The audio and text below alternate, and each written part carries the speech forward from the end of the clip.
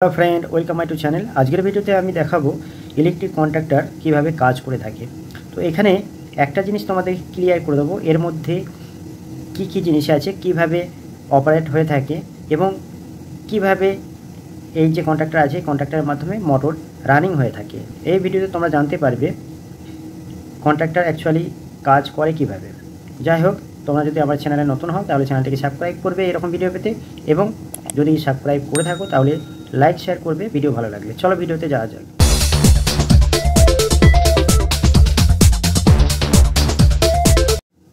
দেখো বন্ধুরা, প্রথমেই তোমাদেরকে আমি এই যে কন্ট্রাক্টর দেখতে পাচ্ছ, কন্ট্রাক্টর অপারেট হয়ে থাকে ইলেকট্রিসিটির মাধ্যমে, এবং এটা বিসিএইচ কোম্পানির একটা কন্ট্রাক্টর আছে 25 অ্যাম্পিয়ারের। তো যাই হোক, কন্ট্রাক্টর যে কোনো কোম্পানির হোক না কেন, কার্যক্ষেত্রে কিন্তু একই রকম কাজ করে থাকে। একে অপারেট করতে গেলে মোটর আমরা যদি অপারেট করি, একে অটোমেটিক সিস্টেমে আমরা অপারেট করতে পারি। কিন্তু মোটর যদি আমরা কোনো এমসিবি সার্কিট ব্রেকার দিয়ে আমরা যদি অপারেট করি, সেক্ষেত্রে আমাদেরকে ম্যানুয়ালি অপারেট করতে হয়।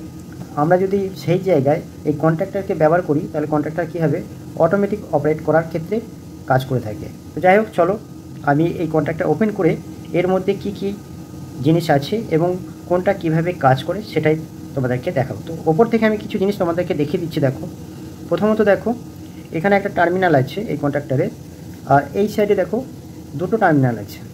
তো দেখো, এই সাইডে যে টার্মিনালটা আছে দেখো A2 লেখা আছে, এবং এদিকে যে দুটো টার্মিনাল আছে A2 এবং A1 আছে। তার মানে দেখো, A1-এ আমরা যদি কোনো ফেজ ইনপুট করি, এখানে আমাদেরকে নিউট্রাল ইনপুট করতে হবে। তো এই যে কন্ট্রাক্টরটা দেখতে পাচ্ছি, এই কন্ট্রাক্টরটা 220 ভোল্ট এসি এতে অপারেট হয়ে থাকে। কোনো কোনো কন্ট্রাক্টর আবার 440 ভোল্ট সিস্টেম ক্যাপাসিটি থাকে, যে এর মধ্যে যে কয়েল থাকে সেই কয়েল 440 ভোল্টেও অপারেট হয়ে থাকে। এটা হচ্ছে 220 ভোল্টেজের এর মধ্যে কয়েল রয়েছে। তো চলো আমি ওপেন করে তোমাদেরকে দেখিয়ে দিচ্ছি। দেখো, ওপেন করার জন্য এখানে একটা ক্লিপ আছে এবং এদিকে ক্লিপ আছে। অন্য কোনো তোমরা যদি কোম্পানি দেখো, এলএনটি কোম্পানির যেসব কন্ট্রাক্টর আছে সেখানে দেখবে স্ক্রুপ সিস্টেম থাকে কিংবা ক্যাপ সিস্টেম থাকে। তো যাই হোক, আমি দেখো এই ক্লিপগুলো এভাবে ওপেন করে নেবো।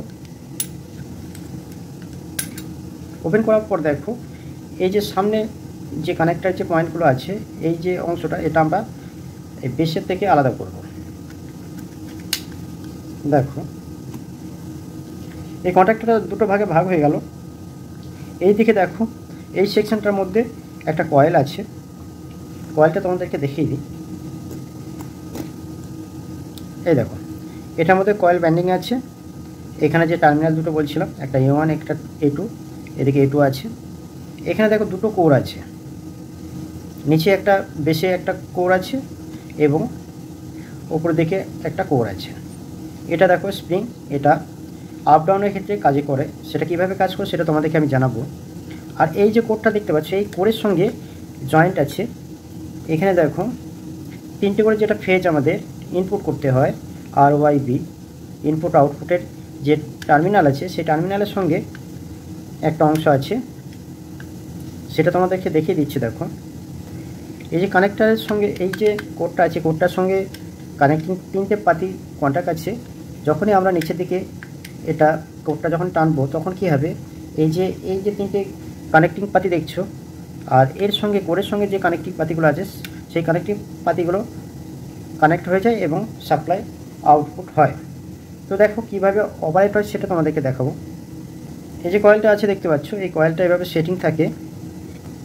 দেখো, এইভাবে সেটিং থাকে। যখনই আমরা এখানে 220 আমরা কারেন্ট এখানে ইনপুট করবো, ইনপুট করার সাথে সাথে এই কয়েলে যখন সাপ্লাই যাবে, কয়েলে তখন এর চারপাশে একটা ম্যাগনেট তৈরি হয়। যখনই ম্যাগনেট তৈরি হবে, এর নিচের দিকে যে কোডটা দেখতে পাচ্ছ, এই কোডটা, এই ওপরে কোডটাকে নিচের দিকে টানবে। টানার ফলে কী হবে, তখন এই যে কানেক্টার পাতিগুলো আছে, পাতিগুলো নিচের দিকে কানেক্ট হয়ে যাবে। এই যে পাতি তিনটে আছে, এই পাতির সঙ্গে কানেক্ট হবে এবং সাপ্লাই এদিক থেকে ওদিকে আউটপুট হয়ে যাবে।